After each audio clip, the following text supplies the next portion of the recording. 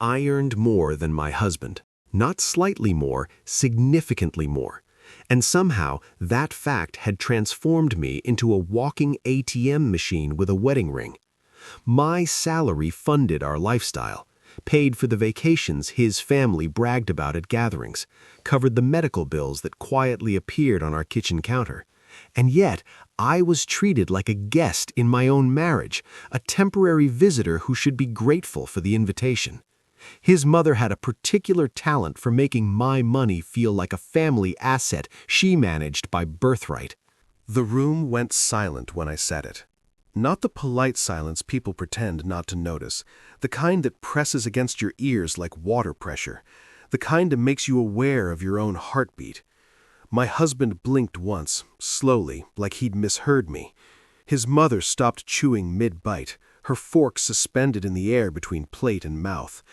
And for the first time that night, for the first time in months, I didn't smile. My name is Elena. I'm 34 years old, married for 7 years, and until that precise moment, I was the woman everyone described as reasonable, calm, easy to work with, easy to step over. I earned more than my husband, not slightly more, significantly more, and somehow that fact had transformed me into a walking ATM machine with a wedding ring.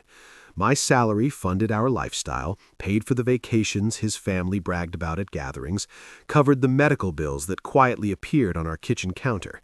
And yet, I was treated like a guest in my own marriage, a temporary visitor who should be grateful for the invitation. His mother, Marina, had a particular talent for making my money feel like a family asset she managed by birthright. Every conversation with her carried the weight of inventory. She was always counting, always calculating, always aware of exactly how much I brought home and exactly how it could be redistributed. That dinner had started like dozens before it. Her apartment smelled like overcooked chicken and industrial lemon cleaner, the kind that burns your nostrils if you breathe too deeply. The table was set too formally for a family meal, as if we were strangers auditioning for approval. Marina asked her questions with surgical precision, each one sounding harmless until you replayed it later in the silence of your car. "So, Elena, are bonuses still unpredictable?" she asked, her eyes flicking to my purse with the speed of a casino dealer tracking chips. "Must be stressful, not knowing how much extra money you'll really have." I answered calmly. I always did. I said my job was stable. I said I was grateful for the opportunities. I said absolutely nothing about how my paycheck had paid for the car we arrived in, the vacation she'd spent 20 minutes describing to her neighbors, or the medical bills she'd quietly handed my husband last month with a post-it note that read, "When you can." Then she laughed, soft, indulgent, the laugh of someone who believes they've already won. "Well," she said, turning to my husband with a smile that didn't reach her eyes, "at least her income can help the family when it's needed. That's what wives are for, isn't it?" Something inside me finally aligned, like tumblers in a lock clicking into place. I looked straight at my husband. Not at her, at him. His eyes were focused on his plate, on the chicken he'd been pushing around for the last 5 minutes, on anything except the conversation happening 3 feet away from him. That was his specialty, strategic blindness. "One more word," I said, quietly, clearly, each syllable deliberate, "about my salary, and these polite dinners end. Permanently." The words hung in the air like smoke. Marina's mouth opened slightly, her practiced smile faltering at the edges. She wasn't used to being addressed through someone else, wasn't used to being treated like the problem she actually was. My husband finally looked up, but not at me, at his mother, checking for damage, assessing the situation, calculating his next move. He reached for his water glass, fingers wrapping around it like a lifeline, eyes dropping back down. A retreat disguised as thirst. Marina recovered quickly. She always did. Her smile returned, tighter now, more forced. "Darling, I think there's been a misunderstanding. I was simply saying how wonderful it is that you contribute to the family. That's a compliment." "Is it?" I said. Not a question, a period. She laughed again, but this time it sounded hollow, performative. You're being sensitive, Elena. Family talks about these things. It's natural. Family, I repeated, tasting the word. Family doesn't itemize my paychecks. Family doesn't calculate my bonuses before I receive them. Family doesn't treat my bank account like a community fund. The air shifted. My husband set down his water glass with slightly too much force, the sound sharp against the silence. "Elena," he said, his tone carrying a warning I'd heard 1,000 times before, the tone that meant stop making waves, stop causing problems, stop being difficult. But I was done stopping. Marina smoothed her napkin across her lap with exaggerated care, her movements precise and controlled. "I think perhaps the stress of work is making you emotional. These corporate environments can be so draining for women." There it was, the subtle dismissal, the gentle condescension, the implication that my reaction was the problem rather than her behavior. She'd perfected this technique over decades. Turn the mirror around, make the person calling out bad behavior feel like they're the unreasonable one. I stood. Not dramatically, not with fanfare. I simply placed my napkin on the table, pushed my chair back, and gathered my purse. "Thank you for dinner," I said evenly. "We're leaving." My husband's head snapped up. "Elena, sit down. We haven't even—" "We're leaving," I repeated, looking at him directly now. "You can stay if you'd like, but I'm done." Marina's face cycled through expressions: shock, indignation, calculation. She settled on wounded concern. "Darling, please don't make a scene. Let's talk about this like adults." "I tried talking," I said, already moving toward the door. "For 7 years, I talked, I explained, I accommodated, I smiled. I'm finished talking." The drive home was suffocating. The city lights blurred past the windshield, streaks of yellow and white against the darkness, and my husband said absolutely nothing. Silence has weight, when it's chosen, when it's weaponized.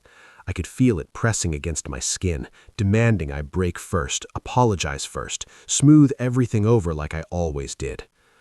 I watched his knuckles tighten around the steering wheel, the tendons standing out in sharp relief. He was waiting for me to crack, to fill the silence with explanations and apologies.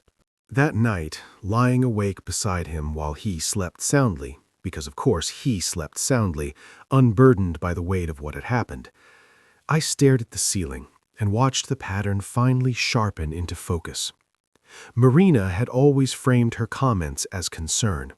Questions about my generosity, suggestions about helping family, jokes about how my job was luckier than his, how my salary was a blessing we should share.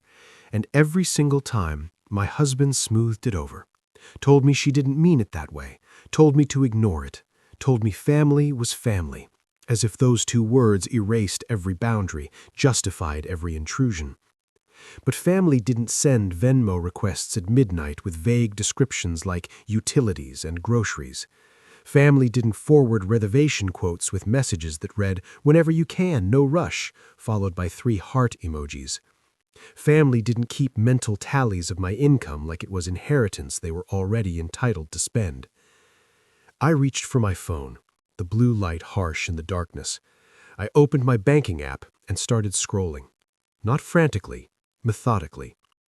Each transaction told a story I'd been refusing to read. 3 months ago, $200 transferred to Marina. Description: help with pharmacy. 6 weeks ago, $350. Description: car repair emergency. Last month, $500. Description: short this month. I kept scrolling. The amounts varied, but the pattern didn't. Small enough to seem reasonable, frequent enough to become normalized, always framed as temporary, as one-time assistance, as family helping family. Except family implies reciprocity. This was a one-way valve. I opened our joint account next, the one we'd created when we got married, the one that was supposed to be for shared expenses. My contributions were highlighted in green, automatic deposits, twice monthly, like clockwork. His contributions were sporadic, inconsistent, always with explanations: slow month at work, unexpected expenses, next paycheck for sure. But it was the withdrawals that made my chest tighten. Utilities I didn't recognize, subscriptions I'd never approved, charges labeled miscellaneous and family expenses, and my personal favorite, household support, all authorized through the joint account, all using access I'd granted casually, trustingly, stupidly. I wasn't looking at carelessness, I was looking at a system. My husband shifted beside me, his breathing deep and even. I wondered if he knew, if he'd actively participated or if he'd just looked away with the same practiced blindness he'd shown at dinner. Maybe it didn't matter. Complicity through action and complicity through silence reached the same destination. I thought about the dinner again, replaying it frame by frame. Marina's questions about my bonuses, her comment about wives and family resources, my husband's silence when I'd warned them both, his immediate defensiveness in the car, not about his mother's behavior, but about my reaction to it. He'd never once asked if I was okay, never once acknowledged what actually happened. His first words were about awkwardness, about me creating discomfort, about me being the problem. That's when I understood. The pressure wasn't accidental, it was coordinated, and I was the only one pretending not to see it. I set my phone down and stared back at the ceiling. The apartment was quiet except for the distant hum of traffic and my husband's breathing. Somewhere in the building a pipe groaned. Outside, a siren wailed and faded. I didn't feel angry. That surprised me. I felt clear, calm, like I'd been trying to solve a puzzle in dim light and someone had finally turned on the lamp. Tomorrow, I decided, I would start keeping records. Real ones. Not for confrontation, not yet. For understanding, for evidence, for the conversation that was coming, whether he was ready for it or not. The first crack came a week later, disguised as casual conversation over Sunday morning coffee. My husband was scrolling through his phone, that absent-minded gesture people make when they're about to say something they've been rehearsing. I recognized it immediately. The slight tension in his shoulders, the way he set his cup down with exaggerated care. "So, Mom mentioned something yesterday?" he said, eyes still on his screen. Casual, neutral, like he was commenting on the weather. I took a sip of my coffee and waited. I'd learned that silence was more effective than questions. People fill silence with truth when you give them enough rope. "She's thinking about downsizing," he continued, finally looking up. "The apartment's getting to be too much for her. Maintenance, costs, you know." I knew exactly where this was going. "She's found a smaller place," he said, warming to his script now. "Better location, more manageable, but there's a gap between when she needs to move and when she can sell the current place. Just timing, really. A few months, maybe less." "How much?" I asked. The pause told me everything. It stretched long enough for me to count 3 heartbeats, long enough for his expression to shift from rehearsed casualness to something closer to discomfort. "She didn't give an exact number," he said, which was itself an answer. "But she was wondering if we could help bridge the gap, just temporarily. She'd pay us back once the apartment sells." We. That word again. Plural. Collective. As if my bank account had merged with his through some marital osmosis I'd never consented to. "How much?" I repeated. He picked up his phone again, scrolled, set it back down. Stalling. "Around $4,500 per month for 3, maybe 4 months." I laughed. Once, sharp and surprised, the sound escaping before I could stop it. The number was almost surgical in its precision. It was nearly my exact monthly take-home after taxes, retirement contributions, and health insurance. Not close, exact. "And you agreed to this?" "I said we'd talk about it," he said, quickly, defensively. "That's what I'm doing, talking." But talking, I'd learned, was just the warm-up to consent. Talking was the gentle introduction before the expectation hardened into obligation. Talking was how "can you help" became "why won't you help," became "what kind of person refuses to help family." I set my coffee down carefully, centering it on the coaster with deliberate precision. "Let me make sure I understand. Your mother needs $18,000, give or take, and you told her we'd provide it." "I told her we'd discuss it," he corrected, as if the distinction mattered. "She's family, Elena. She helped us when we needed it." "When?" The word came out harder than I'd intended. When did she help us financially? He blinked, thrown by the directness. She's always been supportive. Financially. When did she help us financially? His mouth opened, closed. He was searching, cycling through years of family mythology, trying to locate a memory that matched the narrative. She gave us that money for the wedding. $500 for a wedding that cost $32,000, which I paid for, $28,000 of which came from my savings. It's not a competition. You're right, it's not. I leaned forward slightly. It's accounting, and the accounts don't balance. He ran his hand through his hair, frustration creeping into his voice. Why are you being like this? She's in a difficult position. She needs help. Isn't that what family does? There it was again. Family. The word wielded like a weapon, like a moral imperative that trumped logic, boundaries, basic financial sense. What's her plan for repayment? Once the apartment sells? No, specifically, what's the timeline? What's the sale price? What's her backup plan if it doesn't sell in 4 months? Who's holding the paperwork? Where's the contract? His face shifted through several expressions. Confusion, irritation, something that looked almost like betrayal. You want a contract with my mother? I want clarity, I said evenly. $18,000 isn't bridging a gap. It's a substantial loan. Loans have terms, repayment schedules, consequences for default. She's not going to default. She's my mother. I sat back, studying him, really seeing him, perhaps for the first time in months. He genuinely believed what he was saying.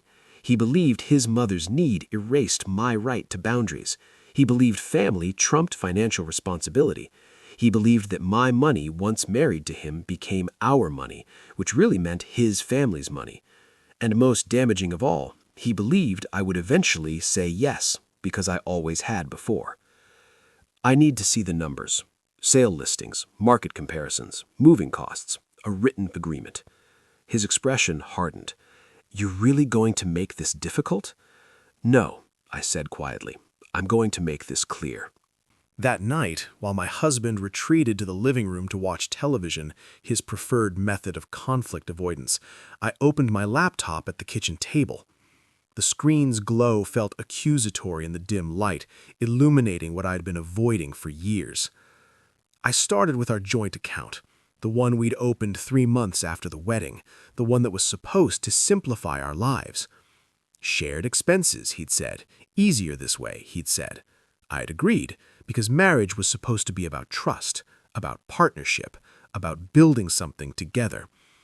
I downloaded 18 months of statements. The spreadsheet took shape slowly, methodically. Date, description, amount, category. As the rows multiplied, a story emerged, one I'd been living inside without seeing its shape. $847 to Marina, March 15th, description, emergency dental.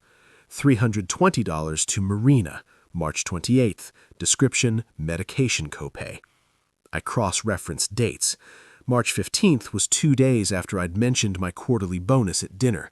March 28th was the day after my direct deposit hit. I kept going.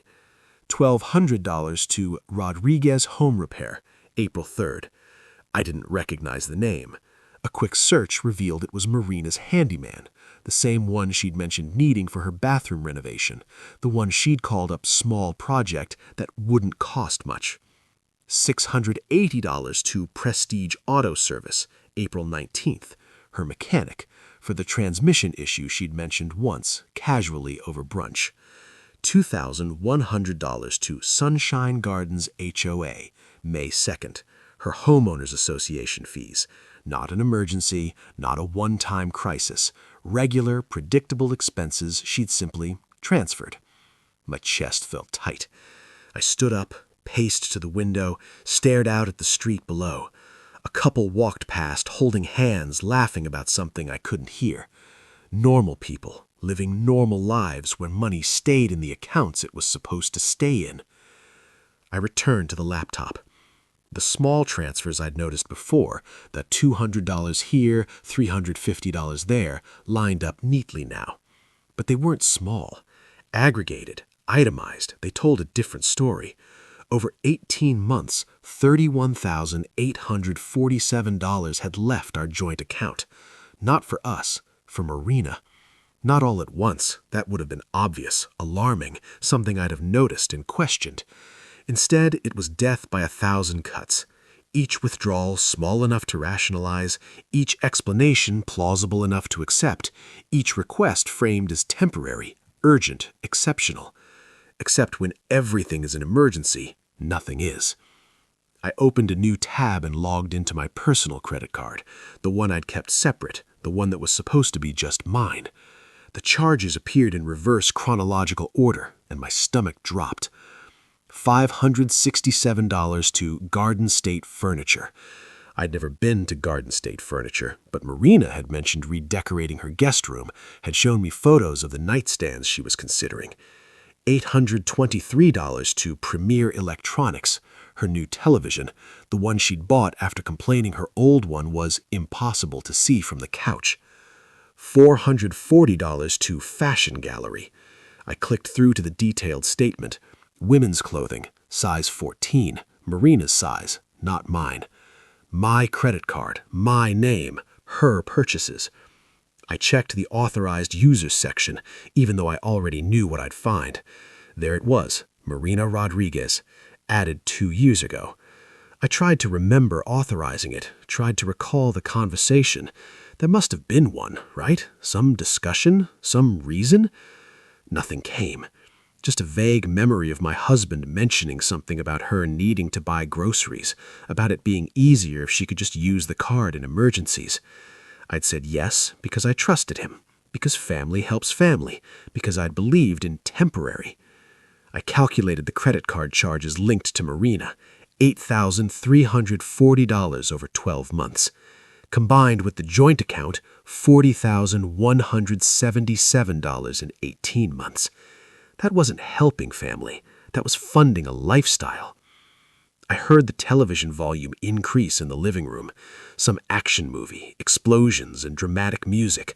My husband's escape hatch from reality. From me. From conversations he didn't want to have. I opened my email and searched for Marina's name. Dozens of messages appeared. Quick favor? When you have a chance. No rush, but... Each one carefully worded, apologetic, temporary. Each one with my husband CC'd, his silent endorsement giving her requests the weight of family obligation. One email stopped me cold, dated 6 months ago. Subject line, thank you. You're so generous, Elena. I told the ladies at book club how lucky my son is to have married someone so successful in giving. They were all impressed. You're taking such good care of our family. Our family, not her family, our family, as if my bank account had become communal property the moment I'd said I do. I sat back, the television screen blurring slightly as my eyes lost focus. The television sounds from the other room felt distant, muffled, happening in a different universe where problems disappeared if you ignored them long enough. The worst part wasn't the money, though $40,000 wasn't nothing. The worst part was the presumption, the assumption that I'd never check, that I'd never question, that I'd remain willfully blind because keeping the peace was easier than demanding the truth. They'd counted on my silence. They'd mistaken my kindness for stupidity, my generosity for weakness. And I'd let them. Until now. I didn't cry afterward. That surprised me most.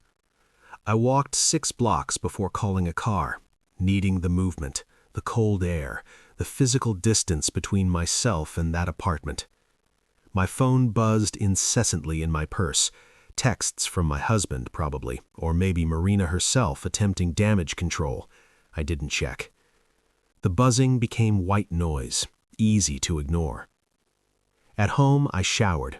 The water was scalding, turning my skin pink, and I stood under the stream until the bathroom filled with steam and my fingers pruned. I washed my hair twice, scrubbed my face until it felt raw. When I finally stepped out, the mirror was completely fogged, and I was grateful not to see my own reflection. I changed into soft clothes, leggings, an old college sweatshirt, thick socks. comfort clothes, armor for what was coming. My husband arrived 30 minutes later. I heard his key in the lock, the door opening, his footsteps heavy in the hallway. He appeared in the bedroom doorway, face flushed, tie loosened, looking like he'd run up the stairs instead of taking the elevator. What the hell was that? Not angry yet, confused, seeking explanation, still believing this was something that could be explained away. I was sitting on the edge of the bed, hands folded in my lap, posture straight. I looked at him calmly. That was me setting a boundary. You humiliated her. He stepped into the room, running his hair through his hair. In front of everyone, on her birthday. She humiliated me first, I said evenly. You were there. You smiled. She was thanking you. She was claiming ownership. My voice remained steady, almost clinical. There's a difference. He paced to the window, then back, agitated, searching for the right words, the right angle to make me the problem again. You're being irrational. She was trying to acknowledge everything you do for the family. That's a good thing. Everything I do, I repeated slowly, or everything I pay for. He stopped pacing. What's that supposed to mean? It means I've been doing some accounting. Something shifted in his expression. Not guilt yet, wariness. Accounting. $40,187, I said, each word distinct, numbered. That's how much has left our accounts for your mother in the last 18 months, not including the request for $4,500 a month she made last week. The color drained from his face. You're counting gifts? Gifts are voluntary. Gifts are reciprocal. Gifts don't happen 30 times in 18 months, always timed perfectly with my paychecks, always framed as emergencies that somehow become permanent. He sat down heavily in the chair by the dresser, his carefully constructed explanations collapsing. Mom's going to be devastated, he said finally, changing tactics. She thinks you hate her now. I don't hate her, I said, and meant it. I just finally see her clearly. She's family, Elena. My family. Your family now. Family, I repeated, tasting the word. Family respects boundaries. Family asks permission. Family doesn't treat my bank account like a trust fund they're entitled to draw from. He stood abruptly, frustration overtaking caution. So what now? You're going to punish us? Cut us off? Prove some kind of point? Us. There it was, the confession he didn't even realize he was making. They were a unit. They had always been a unit, and I was the outside resource they'd learned to exploit together. I'm not punishing anyone, I said, my voice perfectly calm. I'm correcting a misunderstanding. You both seem to believe you have access to my income. I'm clarifying that you don't.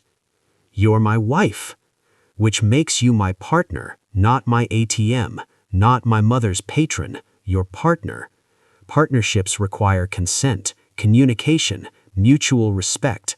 We haven't had any of those things. We've had assumption and extraction. He stared at me like I was speaking a foreign language, like the woman sitting on the bed was a stranger wearing his wife's face. And maybe I was.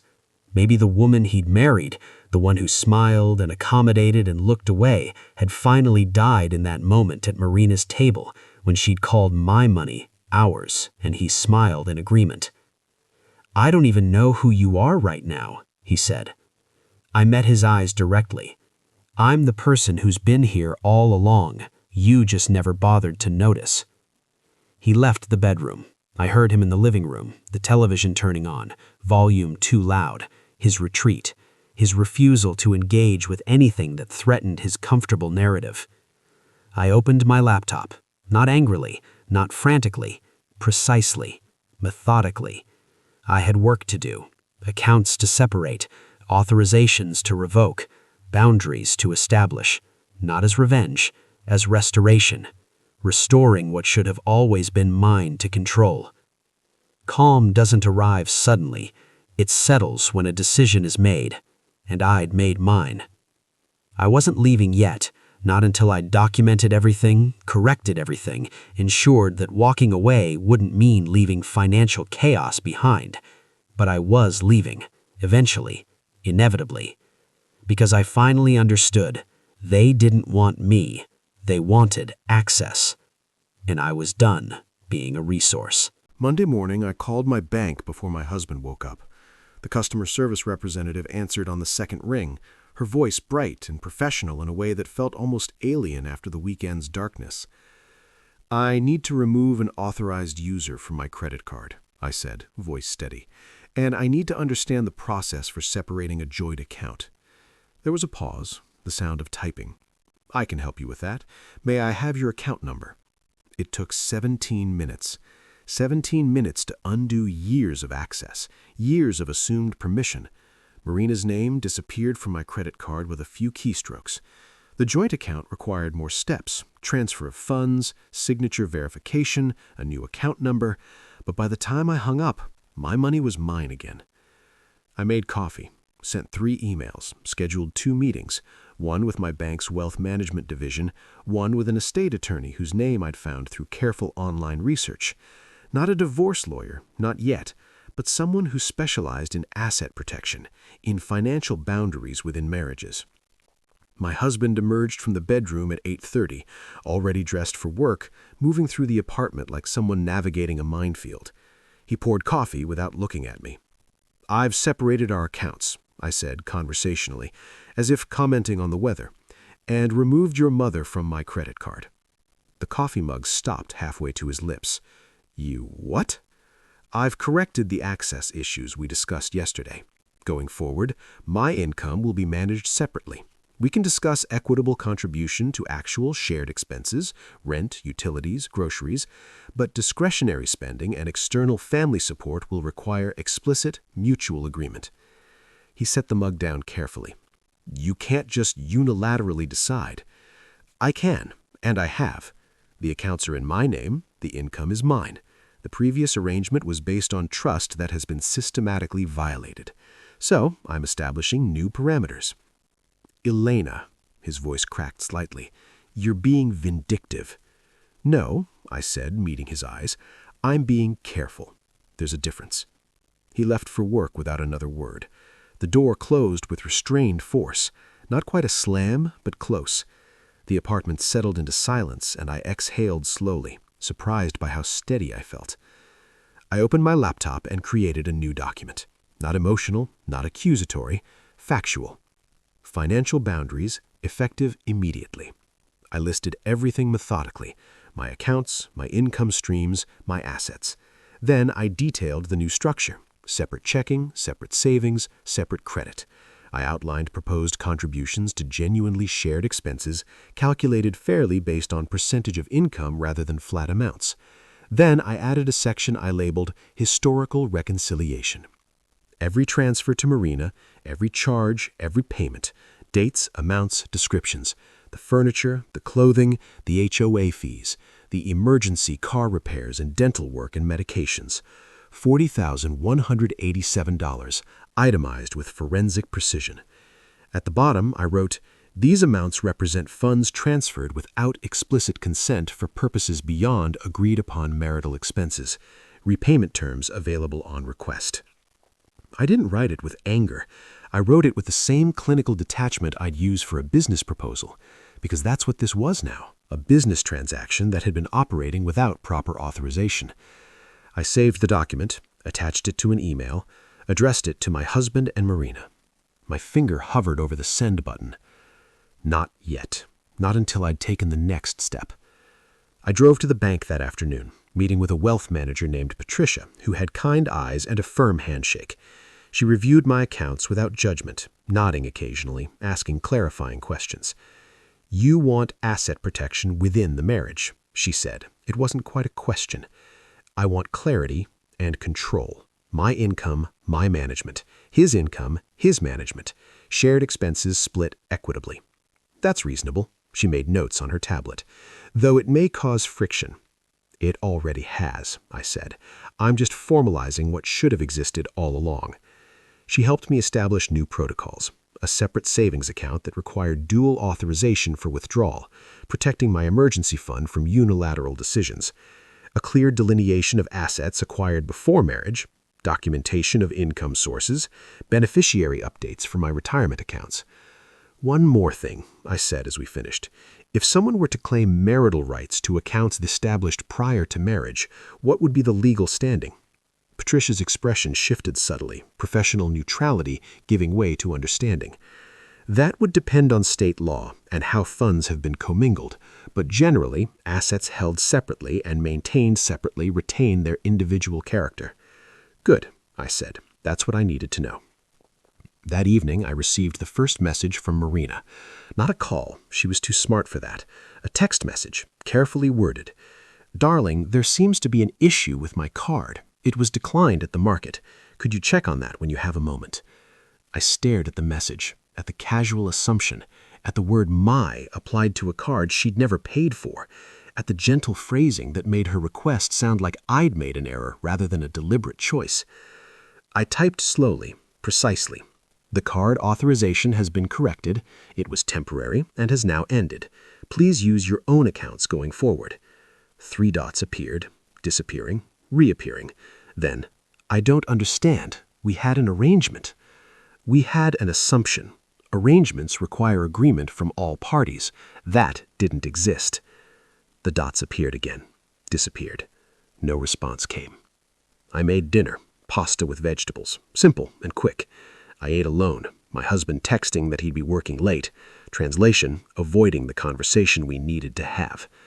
I washed the dishes, opened a bottle of wine, sat on the couch with my laptop, and finally pressed send on the email I'd drafted that morning. Subject, financial boundaries and historical reconciliation. The email was brief, professional, no emotions. It referenced the attached document. It requested acknowledgement of receipt. It offered to discuss terms at their convenience. I closed the laptop and sipped my wine. Outside, the city hummed with evening traffic. Somewhere, a siren wailed. In the apartment above, footsteps crossed the floor, rhythmic and purposeful. My phone lit up almost immediately. My husband, then Marina, then my husband again. I turned the phone face down and stared at the ceiling. Revenge doesn't need noise. It needs timing. And I'd just set the timer. The call came 3 days later, Wednesday afternoon, 2:47 p.m. I was working from home, reviewing quarterly projections in a spreadsheet, when my phone buzzed. Marina's name appeared on the screen. I let it ring 4 times before answering, long enough to be deliberate, short enough to seem polite. "Hello, Marina?" "Elena, darling." Her voice was warm, sweet, too sweet, like artificial sweetener that leaves a chemical aftertaste. "We need to talk about this misunderstanding." I saved my spreadsheet and leaned back in my chair. "I'm listening." "This email you sent, these numbers," she said the word like it was distasteful, crass. "I think there's been some confusion about family contributions. These weren't requests, darling. These were family helping family. Surely you understand that."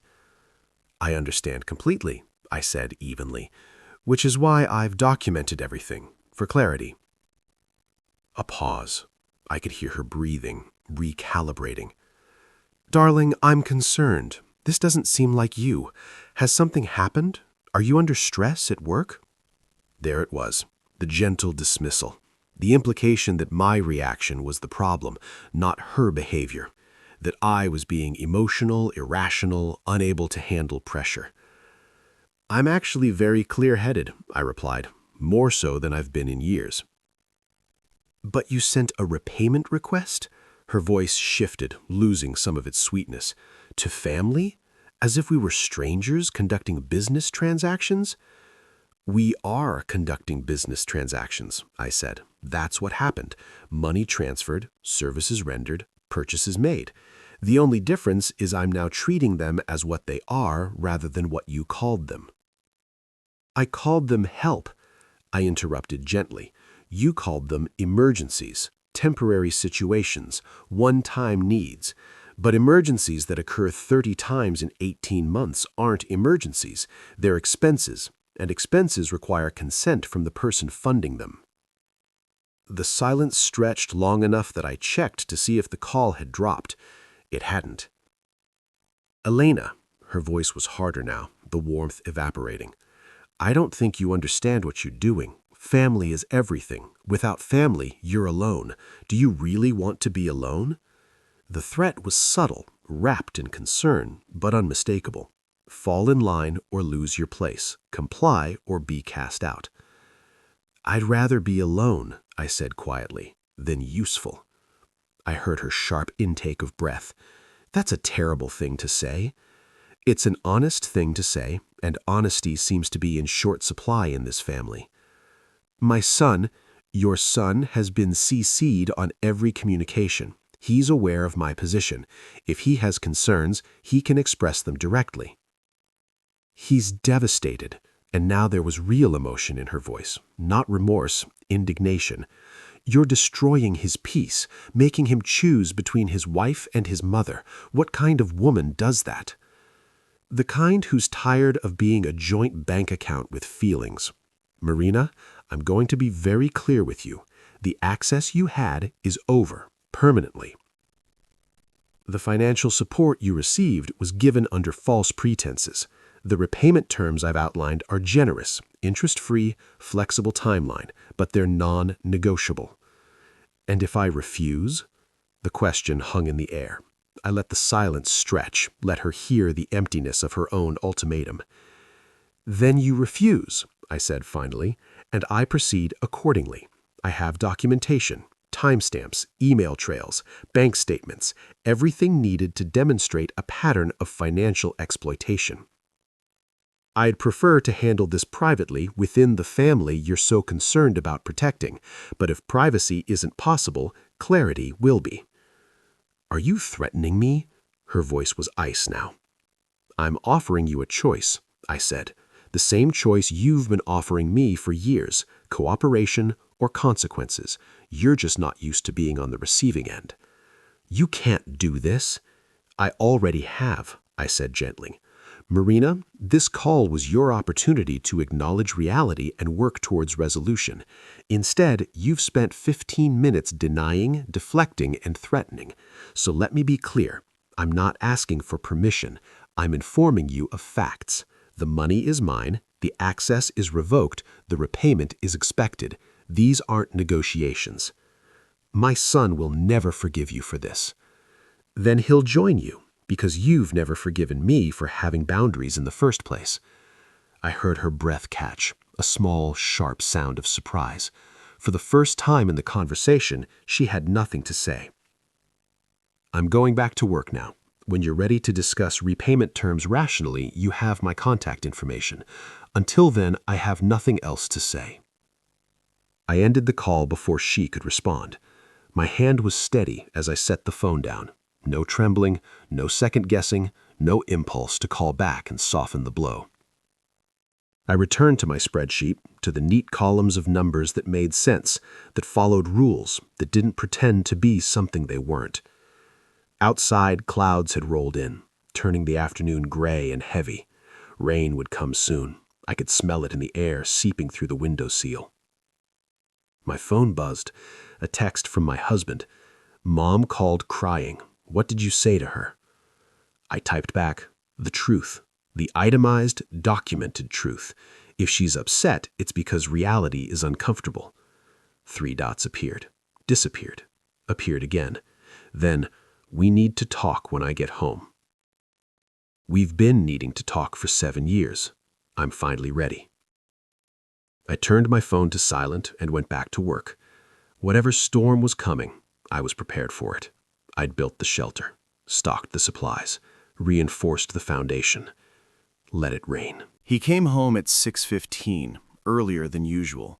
I heard his key in the lock, the sharp sound of the door closing, his briefcase hitting the floor with more force than necessary. He didn't call out a greeting. The apartment filled with tense, purposeful silence. I was in the kitchen, chopping vegetables for a stir-fry I no longer felt like eating. The The rhythmic sound of the knife against the cutting board was meditative, grounding. I didn't look up when he appeared in the doorway. "We need to talk," he said. Not a request, a demand. "I'm listening," I replied, continuing to chop. Carrots, precise diagonal cuts. "Put the knife down." I looked up at him then. His face was flushed, jaw tight, eyes carrying that particular glint of barely controlled frustration. I set the knife down carefully, wiped my hands on a towel, and leaned against the counter. "I spoke to my mother. She's devastated. Actually devastated, Elena. She couldn't even finish the conversation without crying. I imagine accountability is uncomfortable when you're not used to it," I said evenly. His hands clenched into fists at his sides. "Do you hear yourself? This is my mother we're talking about, the woman who raised me, who welcomed you into our family, and you're treating her like some kind of criminal? I'm treating her like someone who spent $40,000 of my money without permission," I said, "because that's what happened." "Our money," he corrected sharply. "It's our money. That's what marriage means." "No," I said quietly. "Marriage means partnership. What we had was something different. What we had was you and your mother making financial decisions using my income while I smiled and pretended not to notice." "She needed help. She needed furniture," I interrupted, my voice still calm, "and clothing, and HOA fees, and a new television, and a bathroom renovation. Those aren't needs, those are wants, and wants require asking, not assuming."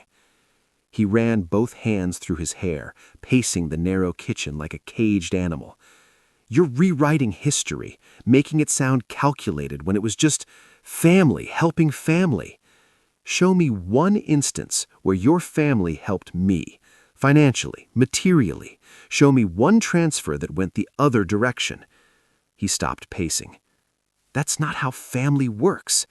"That's exactly how family works. Reciprocity, mutual support, not one person funding another person's lifestyle while being publicly thanked for remembering money isn't theirs alone." "That toast," he said, voice breaking slightly. "You're still hung up on that toast. She was trying to honor you. She was claiming ownership in front of witnesses, establishing a public narrative that my income belongs to the family, to her, and you smiled because you agreed with her." "I smiled because it was her birthday," he said desperately, "because I didn't want to make a scene, because sometimes keeping the peace matters more than being right." "I kept the peace for 7 years. I smiled through every assumption, every request, every casual violation of boundaries I never agreed to erase. I kept the peace until I realized the peace was only peaceful for everyone but me." He leaned against the opposite counter, facing me across the kitchen. The distance between us felt vast, geological. "What do you want, Elena? An apology? Fine. I'm sorry. We should have communicated better. We should have asked more explicitly. Is that what you need to hear?" "No. I need you to understand what actually happened, not some sanitized version where everyone meant well and I'm overreacting. The actual thing. Your mother systematically accessed my accounts.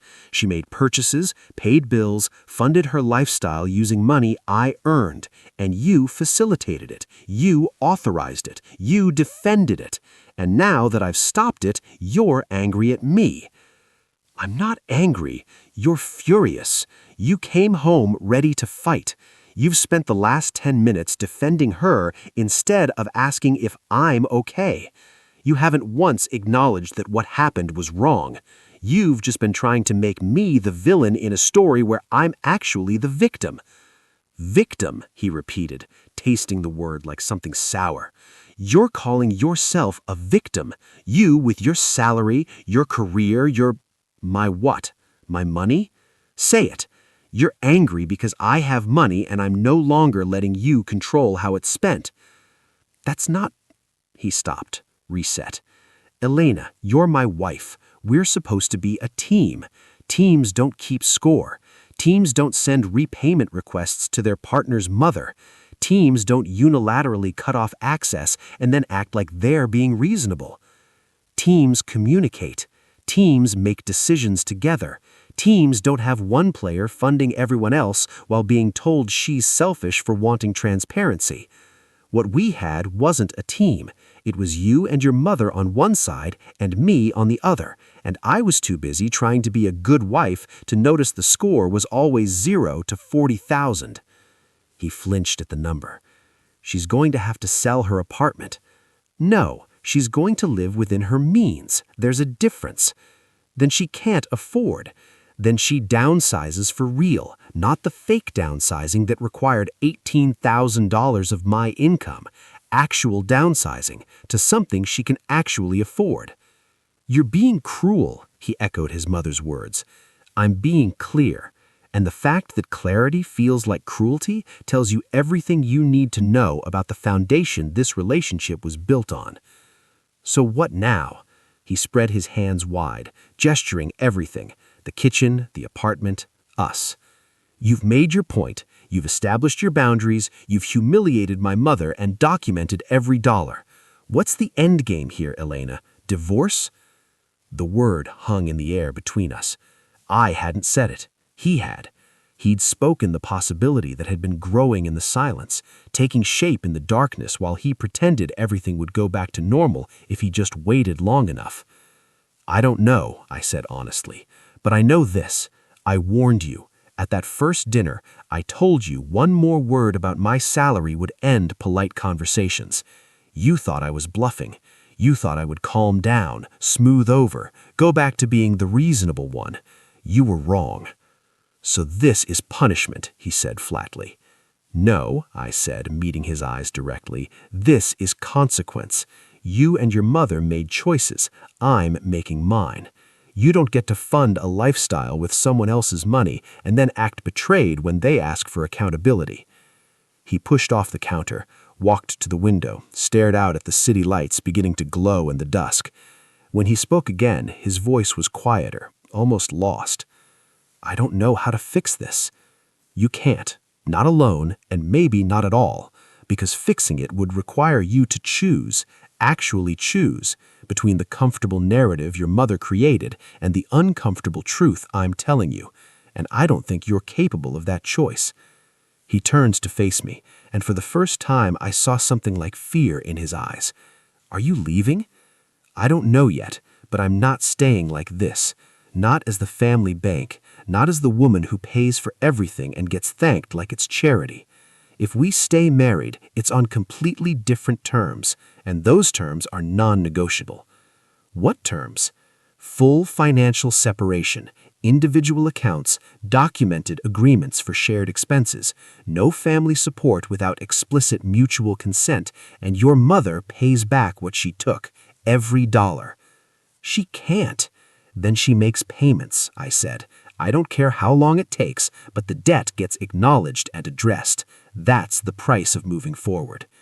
She'll never agree to that. Then you have your answer, I said quietly. He stared at me, and I watched him process the impossible choice I'd given him, his mother or his marriage, comfort or change, the past or the future. I need to think, he said finally. Take your time, I said. I've already made my decision. I'm just waiting to see if you can make yours. He left the kitchen. I heard him in the bedroom, drawers opening and closing, the sound of a duffel bag zipper. When he reappeared, bag in hand, his face was carefully blank. I'm going to stay with my mother for a few days while we both cool down. I'm perfectly cool, I said, but you should go. It'll give you time to decide what you actually want versus what you've been told to want. He opened his mouth, closed it. There was nothing left to say. He'd said it all, defended everything, justified nothing, and I had stopped caring about his explanations somewhere around the part where he'd called me cruel for requesting my own money back. The door closed behind him. The apartment settled into silence. I stood in the kitchen, surrounded by half-chopped vegetables and the remnants of a conversation that had needed to happen 7 years ago. I didn't cry. I didn't feel relief. I felt exactly what I'd felt since the moment I documented those first transactions. Clear, certain, free in a way that had nothing to do with happiness and everything to do with truth. I picked up my phone, called for takeout, and opened my laptop. There was work to do. Always work to do. But at least now, I was doing it for myself. The next morning, I woke early. Not from anxiety, from clarity. There was something calming about knowing exactly what needed to be done and having no one to argue with about it. The apartment felt lighter without the weight of his presence, without the constant negotiation of his moods and his mother's expectations. I made coffee, strong, black, the way I actually liked it rather than the half-calf compromise we'd settled into years ago. I sat at the kitchen table with my laptop and opened a fresh document. Formal Repayment Agreement, Marina Rodriguez. I'd spent years in corporate negotiations. I knew how to structure terms that were clear, enforceable, and difficult to misinterpret. This would be no different, except it mattered more than any contract I'd ever drafted at work. I listed every transaction: date, amount, description, account source. The spreadsheet I'd created became prose, narrative, undeniable evidence. $40,187, broken into categories. Household expenses, $12,340. Personal purchases, $8,847. Property maintenance, $11,200. Medical expenses, $4,600. Miscellaneous, $3,200. Then I outlined terms. Repayment amount, $40,187.00. Interest rate, 0%. Family consideration. Minimum monthly payment, $500. Payment timeline, 80 months maximum. Early repayment, encouraged, no penalty. Late payment consequences, automatic increase to market rate interest, 6.5% APR. I kept it fair, generous even. No punitive interest, flexible timeline, reasonable monthly amounts. But clear, unambiguous, documented. The attorney's office occupied the 14th floor of a glass building downtown, the kind of place where success whispered instead of shouted. Polished marble floors, abstract art that cost more than most people's cars, a reception area that smelled faintly of expensive leather and confidence. I arrived 15 minutes early for my consultation, wearing my most professional suit. Not armor, just clarity made visible. The receptionist offered coffee. I accepted, black, and waited. Patricia Chen appeared at exactly 10 a.m., extending a firm handshake. She was younger than I'd expected, maybe 40, with sharp eyes that missed nothing and a direct manner that put me immediately at ease. "Miss Martinez," she said, gesturing toward her office, "I've reviewed the materials you sent. Please, have a seat." Her office was sparse, functional. Law books lined one wall, diplomas another. The desk held a single monitor, a leather portfolio, and a photograph of 2 children, hers presumably. She settled into her chair with practiced efficiency. "Let me be direct," she began, opening the portfolio to reveal my documentation, now annotated with colorful tabs. "What you're describing is financial elder abuse in reverse. Typically, we see adult children exploiting elderly parents. This pattern, where a parent systematically accesses an adult child's spouse's income, is less common but equally problematic." "Can it be addressed legally?" I asked. "Absolutely." She flipped through pages, pointing to specific transactions. "You have excellent documentation. Bank records, emails establishing intent, a pattern of behavior spanning 18 months. The amounts are substantial enough to warrant serious attention, and your attempts at private resolution demonstrate good faith." She pulled out a legal pad, began making notes. "Here's what I recommend. We send a formal demand letter from this office. It carries more weight than personal correspondence.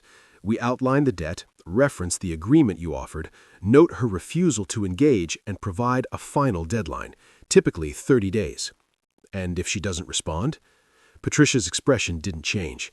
"Then we file a civil suit for recovery of funds. Given the documentation, we'd likely prevail. The question becomes whether you want to go that route with family." "I want my money back," I said simply, "however that needs to happen." She studied me for a moment, professional mask slipping slightly to reveal something like approval. Good. Clarity helps. Many people in your position waver, let guilt or family pressure derail legitimate claims. You seem past that. I gave them every chance, multiple warnings, reasonable terms, 14 days to respond. They chose to treat it as a bluff. Their mistake, Patricia said, returning to her notes. Let's discuss strategy. The demand letter goes out this week. We reference potential legal action, but frame it as avoidable through compliance. 30-day deadline for either signed agreement or full repayment. We send copies to both your mother-in-law and your husband, establishing that both parties have been formally notified. Will it work? Depends on their calculation of risk versus pride, she said. Some people pay immediately when lawyers get involved. Others dig in, convinced family loyalty will protect them from consequences. Either way, you'll have your answer. She outlined costs, retainer, hourly rates, potential court fees. Everything transparent, itemized, professional. No surprises, no hidden expectations, just business conducted properly. One more thing, Patricia said as we concluded. This may impact your marriage. Legal action against a spouse's parent typically does. Are you prepared for that possibility? I thought of my husband at his mother's apartment, choosing sides without realizing he'd already chosen. Thought of 7 years of silence, of accommodation, of boundaries erased before they were even drawn. My marriage ended when he smiled at that toast. I'm just making it official. Patricia nodded, no judgment in her expression. Then we proceed. I'll have the demand letter drafted by tomorrow, sent by end of week. Certified mail, return receipt. 30 days from receipt, we reassess. We shook hands again. Her grip was steady, certain. I left feeling something I hadn't felt in months. Protected. Not by family mythology or marital promises, but by documentation, law, consequences that existed whether people acknowledged them or not. The elevator descended in smooth silence. Through the glass walls, the city spread out below, thousands of people conducting business, making deals, honoring contracts, living in a world where words on paper actually meant something. I stepped out into afternoon sunlight, pulled out my phone, and typed a message to my husband. Legal counsel engaged. Demand letter forthcoming. Last chance for private resolution ends in 30 days. Choose accordingly. His response came quickly.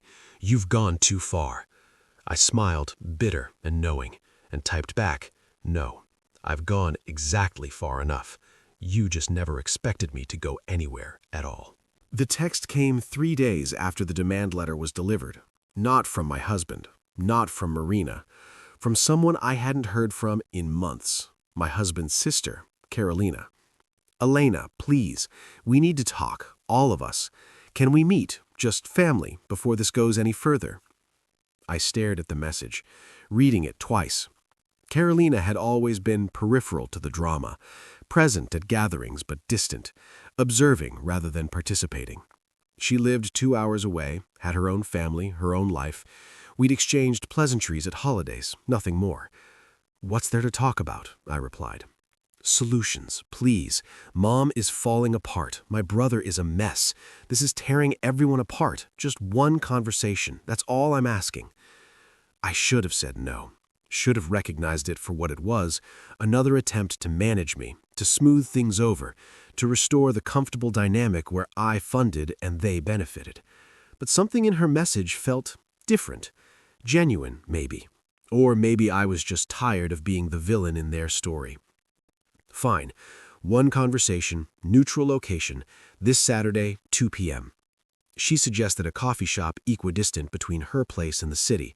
I agreed, then immediately texted Patricia Chen. Family meeting scheduled. Should I be concerned? Her response was swift.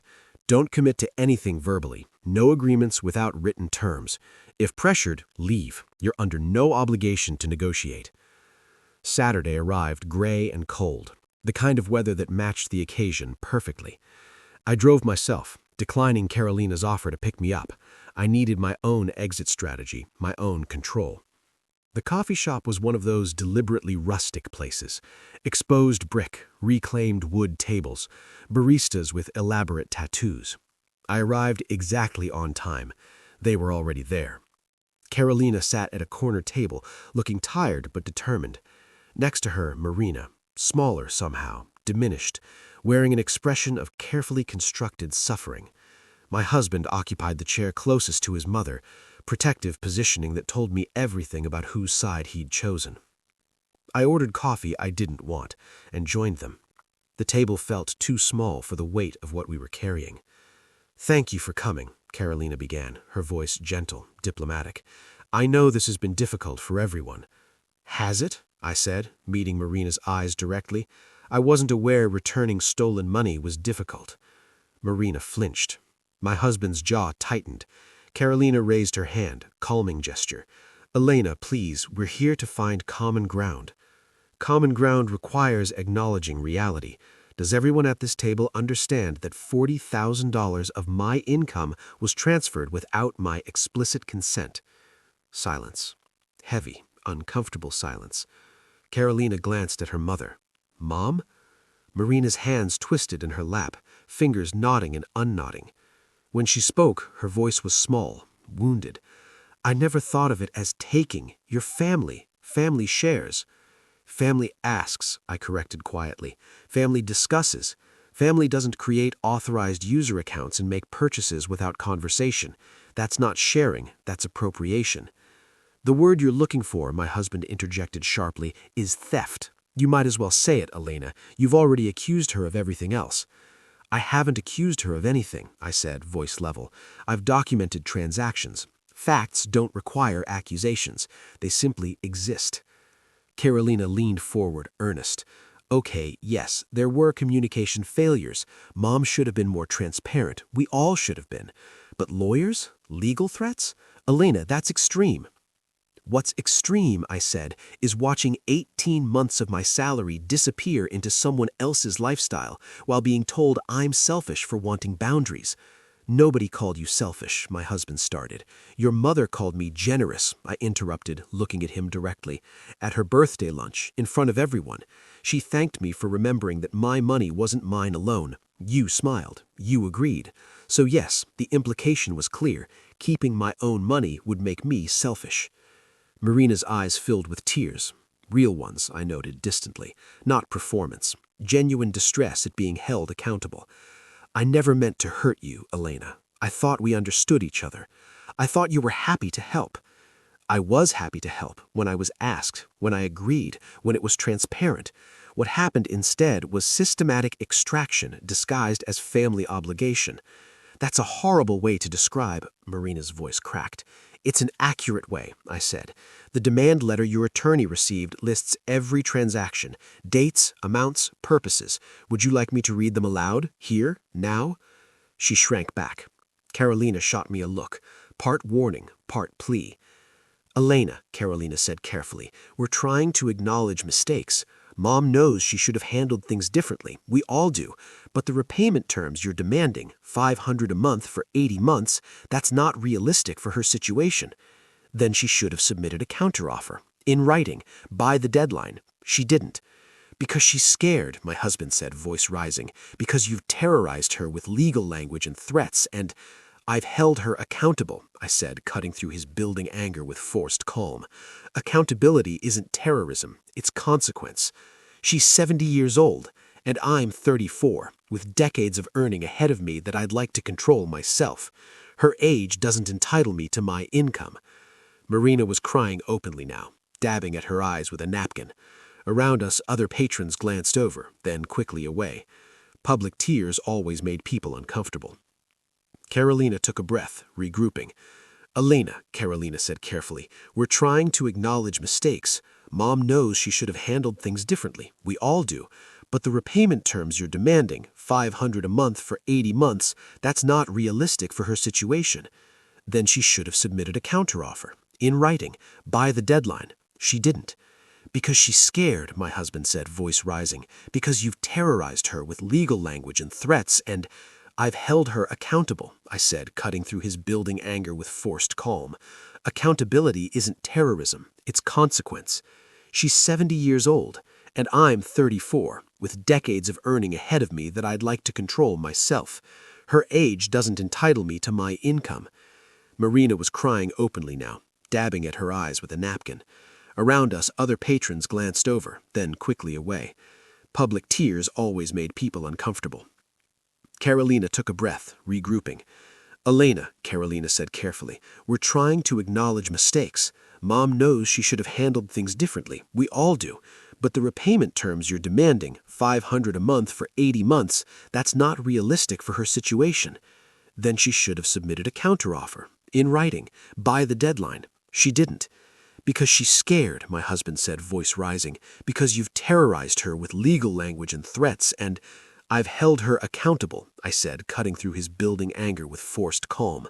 "Accountability isn't terrorism, it's consequence. She's 70 years old, and I'm 34, with decades of earning ahead of me that I'd like to control myself. Her age doesn't entitle me to my income."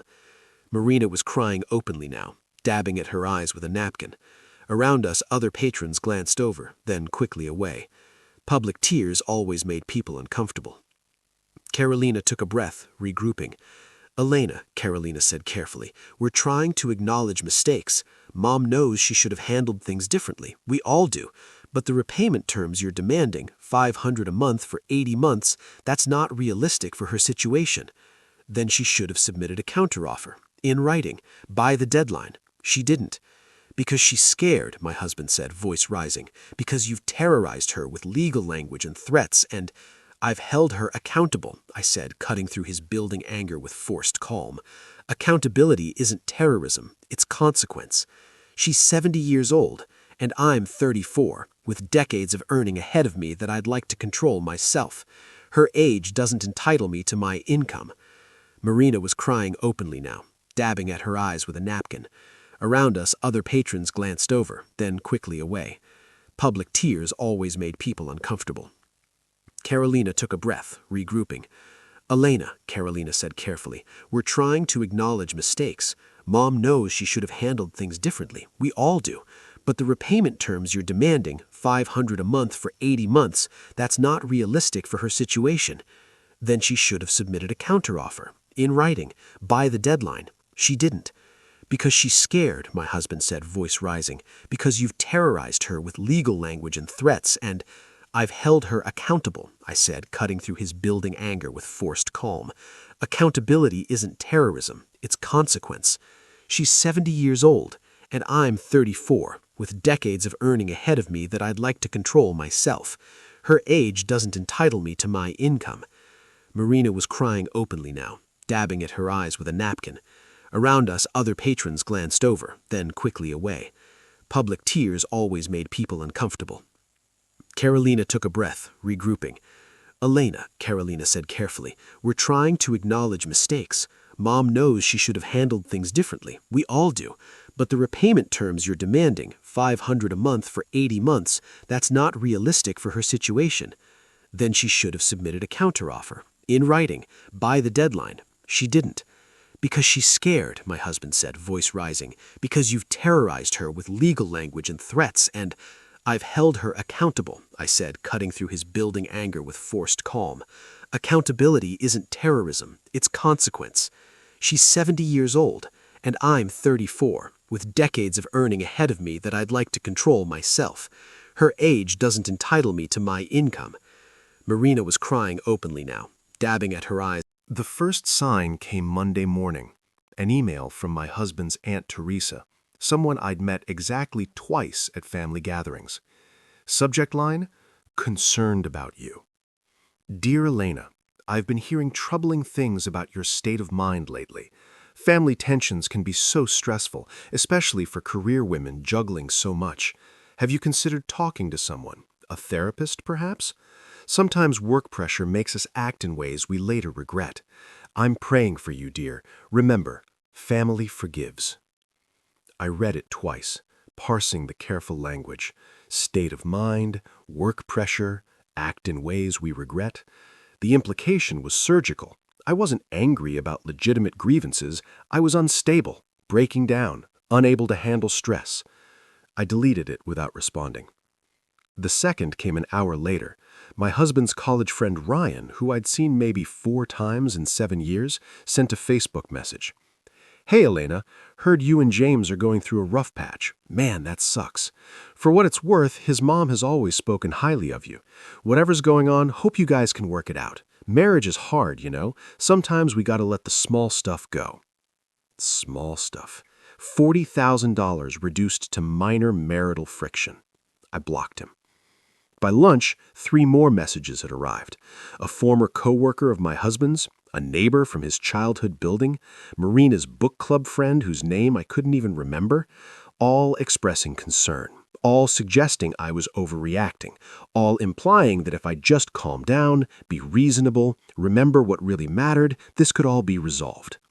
The pattern was obvious. Marina had activated her network. Not with facts, she couldn't afford facts, with a narrative. A story about a troubled daughter-in-law having some kind of breakdown, taking out her work stress on innocent family members, making outrageous accusations over normal family support. I called Patricia. "They're running a preemptive PR campaign," she said after I'd explained. "Controlling the narrative before you can. Classic defensive strategy when someone knows they're legally vulnerable." "Should I respond?" "Absolutely not," she said firmly.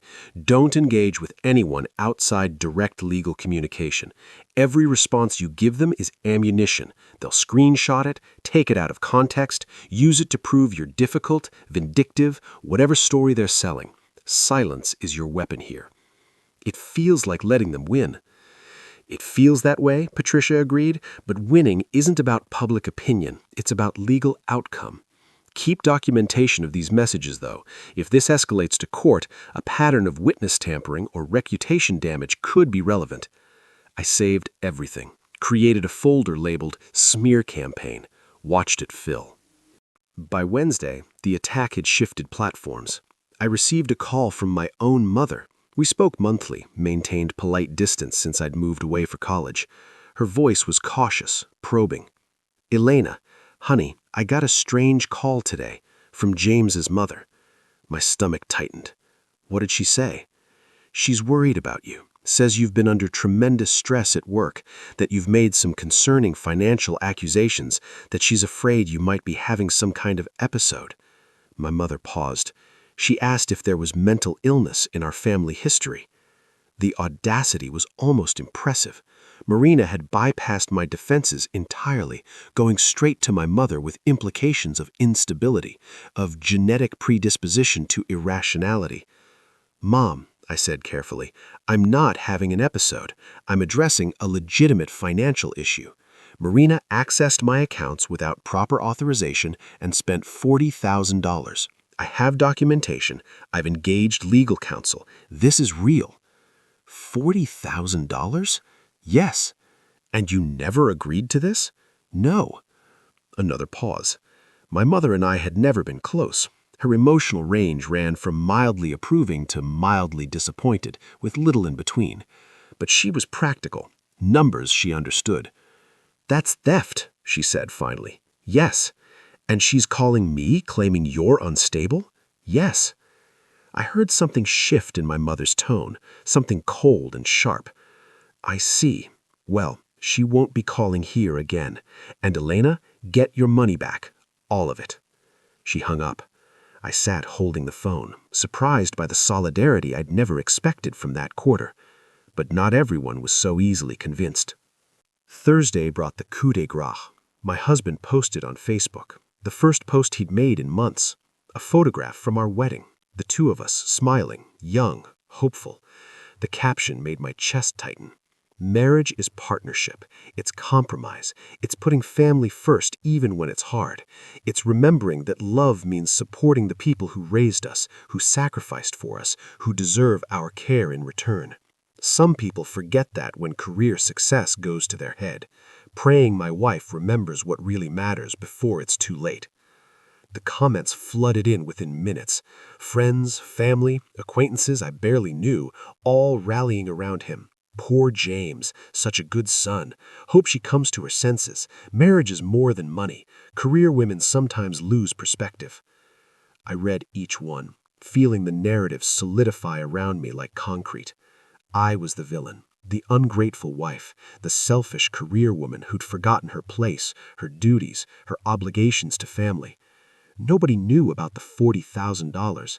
Nobody knew about the systematic exploitation, because he'd told a different story, one where he was the devoted son and I was the cold, ambitious wife who resented his family obligations. My finger hovered over the comment button. I could correct the record, post screenshots, share bank statements, show everyone exactly what supporting family actually cost. But Patricia's words echoed, "Don't engage." I closed the app, deleted it from my phone entirely. Public opinion couldn't change facts, couldn't alter documentation, couldn't make theft legal just because it happened within a family. But it could isolate, and I felt it. The careful construction of walls around me, social architecture designed to make me back down through sheer loneliness. Friday evening, I received an email from my employer's HR department. Subject, wellness check-in. My heart rate spiked. Dear Elena, it's come to our attention that you may be experiencing some personal stress. We want to remind you of our Employee Assistance Program, which offers confidential counseling services. Taking care of mental health is important, especially in high-pressure roles. Please don't hesitate to reach out if you need support. Someone had contacted my employer. Someone had suggested I was unstable, struggling, potentially a risk. The email was carefully worded, sympathetic even, but the message was clear. We're watching you. I responded immediately. Thank you for your concern. I'm managing personal matters appropriately with legal counsel, and am fully functional in my professional capacity. I'm not in need of EAP services at this time, but appreciate the reminder they exist. Professional, calm, giving them nothing to build a narrative around. But I called Patricia immediately after. They contacted your work? Her voice carried new tension. That's escalation. That's potentially actionable. Tortious interference, defamation, depending on what was said. Can we prove who made the contact? Difficult, but we can request information through discovery if this goes to court. For now, document everything. Date, time, content of the email. Any follow-up. This could strengthen your case significantly. I added it to my folder. The evidence kept accumulating, building a counter-narrative made of facts rather than feelings, documentation rather than manipulation. That weekend, sitting alone in the apartment that never felt emptier, I received one final message from Carolina, the sister who'd arranged the intervention. I tried, Elena, I really did. But you've made your choice, and now we're making ours. Whatever happens next, remember, you're the one who chose lawyers over family. You're the one who valued money over relationships. When this is over and you're alone, that's on you. I read it slowly, let the words settle. They wanted me to feel guilty, isolated, responsible for the fracturing of relationships that never had been genuine in the first place. Instead, I felt clear. They'd shown me exactly who they were. Not with words, but with coordinated action. The smear campaign, the narrative control, the attempts to damage my reputation, my employment, my standing in every circle that mattered. This wasn't family protecting itself. This was an organization defending a revenue stream. I typed one response, the last communication any of them would receive outside legal channels. I chose documentation over exploitation, boundaries over manipulation, self-respect over approval. If that makes me alone, I'm comfortable with the company I'm keeping.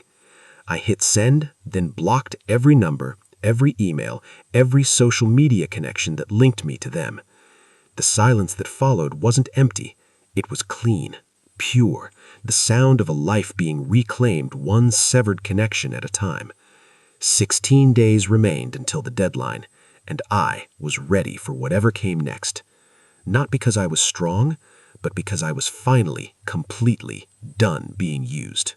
The envelope arrived on day 28, 2 days before the deadline, delivered by courier to my office rather than my home, a calculated choice meant to remind me they knew where I worked, perhaps hoping witnesses would see me receive legal documents and draw their own conclusions about my stability.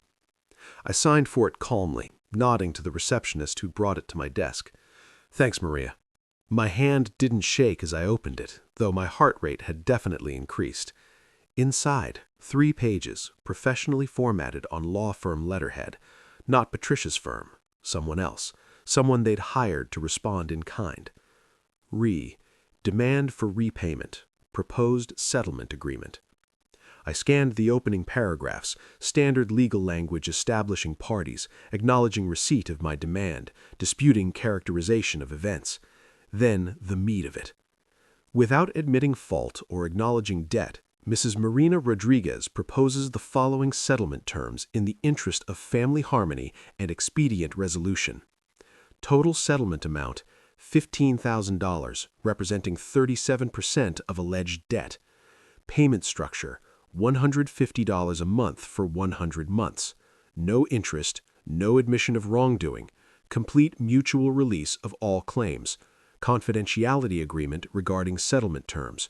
Both parties agreed not to discuss matter with extended family or third parties.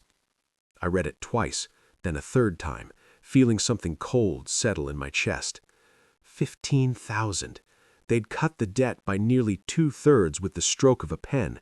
Not based on disputed transactions, they hadn't challenged a single line item in my documentation, just reduced it because they could, because negotiation was the game, and they'd opened with an insulting lowball. The monthly payment was laughable, $150.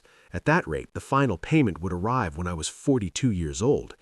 8 years of monthly reminders that they had won, that they had kept $25,000 of my money, that accountability could be negotiated away through lawyer fees and strategic delay.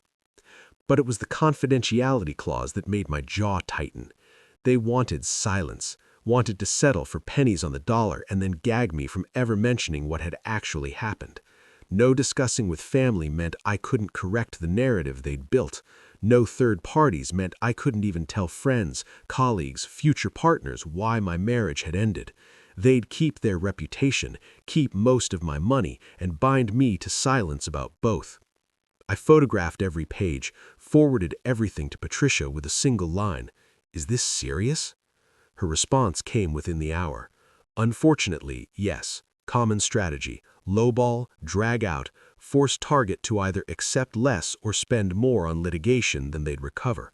Classic war of attrition. Your call on how to respond." I stared at my computer screen, at the spreadsheet I'd been working on before the envelope arrived. Quarterly projections, clean numbers that made sense, that followed rules.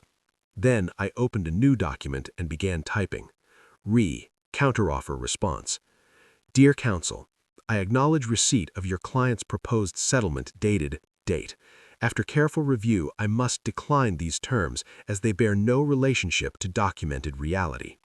To clarify, this is not a negotiation over alleged debt. This is a demand for return of documented, transferred, verifiable funds. Bank records are not allegations, they are facts. Your client's refusal to admit wrongdoing doesn't erase $40,187 from my account history. The proposed settlement of $15,000 represents a 63% discount on funds your client actually received and spent. This is not compromise, it's reward for exploitation. Furthermore, the confidentiality clause reveals the true motivation, purchasing my silence. I decline to participate in reputation laundering. My terms remain unchanged. Full amount, $40,187. Payment, $500 a month for 80 months, or lump sum with 10% discount. Written acknowledgement of debt. No confidentiality requirements. These terms expire in 48 hours. Should your client reject these terms, be advised I am prepared to file civil suit for recovery of funds plus court costs, attorney fees, and damages related to the coordinated defamation campaign currently being waged against my personal and professional reputation. I have documented third-party contact attempts, employment interference, social media smear tactics, and witness tampering. These actions have strengthened rather than weakened my position. Your client had 18 months to practice honesty. She chose exploitation. She had 14 days to practice accountability. She chose lawyers. She now has 48 hours to practice basic mathematics. After that, she'll practice explaining her choices to a judge. Respectfully, Elena Martinez. I read it through once, checking tone. Professional but firm. No emotion bleeding through the facts, just clear consequences clearly stated.